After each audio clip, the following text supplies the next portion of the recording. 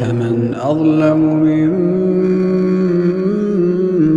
افترى على الله كذبا أو كذب بآياته إنه لا يفلح المجرمون. ويعبدون من دون الله ما لا يضرهم ولا ينفعهم ويقولون هؤلاء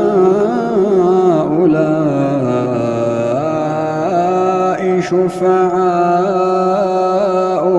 عند الله قل أتنبئون الله بما لا يعلم في السماوات ولا في الأرض سبحانه وتعالى عما